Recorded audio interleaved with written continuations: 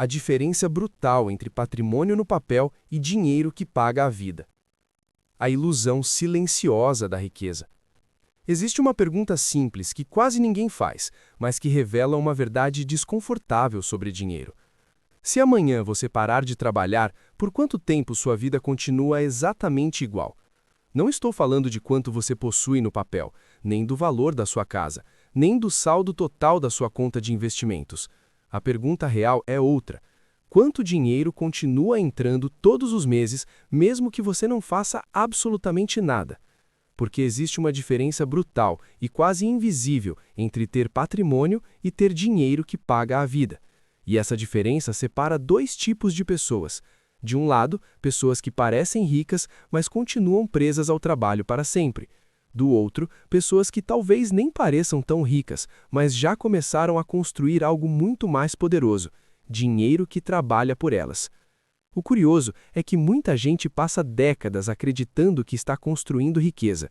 Compram imóveis, compram carros, acumulam bens, veem o valor das coisas subir com o tempo, e isso cria uma sensação confortável de progresso.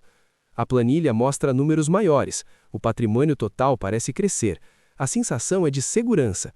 Mas existe um problema escondido nessa lógica. Grande parte desse patrimônio não paga nenhuma conta, ele apenas existe no papel. E é exatamente por isso que tantas pessoas que parecem financeiramente bem continuam vivendo sob pressão constante, porque, no fundo, elas sabem que se o trabalho parar, o dinheiro também para. Hoje vamos falar sobre essa diferença que muda completamente a forma de enxergar dinheiro. A diferença entre patrimônio no papel e dinheiro que paga a vida. Quando você entende isso, algo muda na sua cabeça, porque riqueza real não é apenas sobre o que você possui. Riqueza real é sobre quanto da sua vida o dinheiro consegue sustentar sem você precisar vender seu tempo. O patrimônio que parece riqueza, mas não é. Vamos imaginar duas pessoas. Carlos tem um patrimônio de 2 milhões de reais. Ele tem um apartamento confortável em um bom bairro, tem um carro novo, tem um terreno que comprou alguns anos atrás, possui algumas aplicações no banco. Se alguém pergunta quanto ele tem, a resposta impressiona: 2 milhões. Parece alguém extremamente bem financeiramente. Mas existe um detalhe. Carlos depende completamente do salário. Se ele parar de trabalhar, as contas continuam chegando. Condomínio, alimentação, escola, plano de saúde, combustível.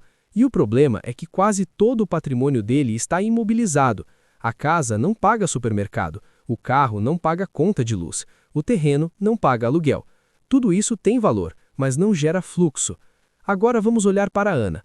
Ana tem um patrimônio de 800 mil reais, menos da metade do patrimônio de Carlos. Mas existe uma diferença importante. Grande parte do dinheiro dela está investida em ativos que produzem renda, fundos imobiliários, ações que pagam dividendos, títulos que geram juros. Todo mês, Ana recebe cerca de 4 mil reais vindos desses investimentos. Não é uma fortuna, mas é dinheiro que existe independentemente do trabalho dela.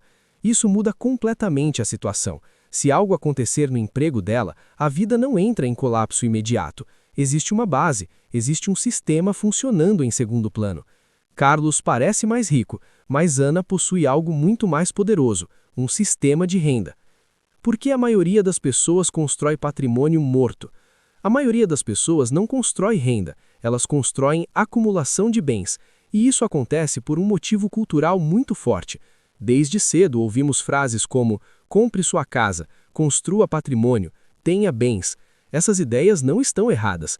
O problema aparece quando todo o patrimônio vira algo que não gera dinheiro. Uma casa própria pode trazer estabilidade, mas ela não paga contas. Um carro pode trazer conforto, mas ele gera despesas. Objetos de valor podem parecer investimentos, mas muitas vezes são apenas gastos disfarçados.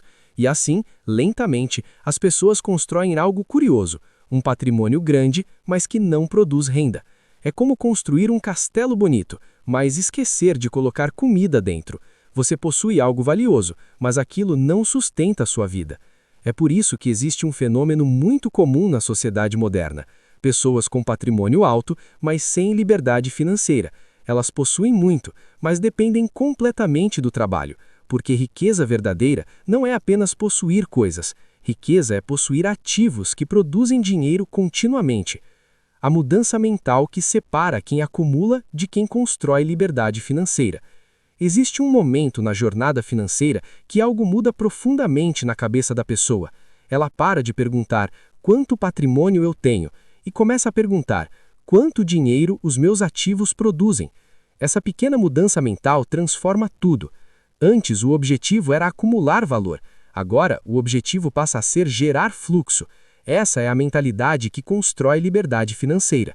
Uma casa pode valer R$1 milhão, mas se ela não gera renda, ela continua sendo apenas um ativo parado.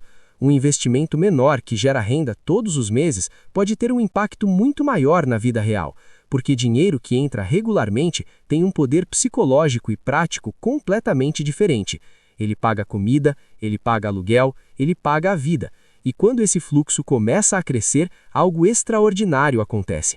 A dependência do trabalho começa a diminuir. Primeiro, uma conta começa a ser paga pelos investimentos, depois 2, depois 3, até chegar um momento em que uma parte significativa da sua vida já está sendo financiada pelo dinheiro. Esse é o verdadeiro começo da liberdade financeira. O erro psicológico que prende as pessoas ao patrimônio no papel. Existe um motivo psicológico forte por trás dessa armadilha. Patrimônio visível impressiona, uma casa grande impressiona, um carro impressiona. Bens materiais são sinais claros de riqueza. Renda passiva não aparece. Ninguém vê dividendos, ninguém vê juros compostos trabalhando, ninguém vê um portfólio silenciosamente crescendo. E por causa disso, muitas pessoas acabam direcionando dinheiro para aquilo que parece riqueza, não para aquilo que gera liberdade. Essa diferença é sutil, mas poderosa. Um estilo de vida baseado em patrimônio visível cria dependência. Um estilo de vida baseado em renda cria autonomia. E essa escolha, muitas vezes inconsciente, define o futuro financeiro de uma pessoa. O momento em que o jogo começa a virar. No começo da jornada financeira, quase todo o dinheiro vem do trabalho. Esse é o primeiro motor. Mas aos poucos, se a pessoa começa a investir, um segundo motor aparece. Primeiro, ele é pequeno, quase imperceptível, talvez alguns reais por mês. Depois algumas dezenas, depois algumas centenas. E então algo interessante acontece.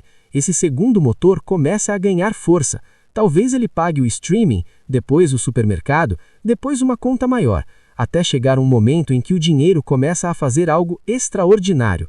Ele paga partes da sua vida. Esse momento muda profundamente a forma que você vê dinheiro, porque pela primeira vez você percebe que seu tempo não é mais a única fonte de sobrevivência. Existe um outro sistema funcionando ao seu lado. E quanto mais esse sistema cresce, menos pressão existe sobre o trabalho. A verdadeira definição de riqueza. Existe uma definição de riqueza que quase ninguém aprende. Riqueza não é quanto dinheiro você possui. Riqueza é quanto tempo sua vida pode continuar sem que você precise trabalhar. Se você parar hoje, por quanto tempo sua vida continua funcionando normalmente? Meses? Anos? Décadas? Para muitas pessoas, a resposta é desconfortável. Mesmo com patrimônio alto, a vida duraria pouco sem renda ativa. E isso revela a diferença brutal entre dois tipos de riqueza: a riqueza da aparência e a riqueza da autonomia.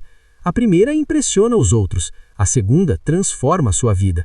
Porque quando seus investimentos começam a pagar sua vida, algo profundo acontece.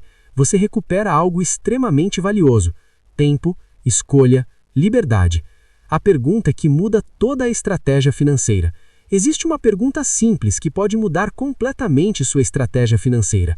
Em vez de perguntar quanto patrimônio eu quero ter, comece a perguntar quanto da minha vida eu quero que o dinheiro pague. 50% das despesas? 70%? 100%? Quando você pensa assim, cada investimento passa a ter um propósito. Não é apenas aumentar um número na conta, é aumentar o fluxo de vida financiado pelo dinheiro. Cada investimento se torna um pequeno trabalhador silencioso, e com o tempo, esses trabalhadores começam a sustentar partes da sua vida. Isso cria algo que muitas pessoas buscam durante décadas: segurança real. Não a segurança de possuir coisas, mas a segurança de saber que sua vida não depende apenas do trabalho. O momento em que o dinheiro começa a trabalhar mais do que você. Existe um dia curioso na jornada financeira. Ele não aparece nas notícias, ninguém comemora publicamente, mas ele muda tudo. É o dia em que seu dinheiro começa a trabalhar mais do que você. não em esforço, mas em resultado. Os investimentos começam a produzir mais renda do que o seu próprio trabalho. Nesse momento, a lógica da vida muda. O dinheiro deixa de ser apenas uma ferramenta de sobrevivência. Ele vira um sistema que sustenta sua liberdade. E, curiosamente, esse momento quase nunca acontece para quem foca apenas em patrimônio no papel. Ele acontece para quem constrói ativos que produzem renda constante. A diferença brutal que quase ninguém percebe. No fim das contas, duas pessoas podem ter patrimônios parecidos, mas vidas completamente diferentes. Uma possui bens que precisam ser mantidos, a outra possui ativos que ajudam a manter a vida. Uma precisa trabalhar para sustentar o patrimônio, a outra tem patrimônio que sustenta parte da sua vida. Essa é a diferença brutal entre patrimônio no papel e dinheiro que paga a vida.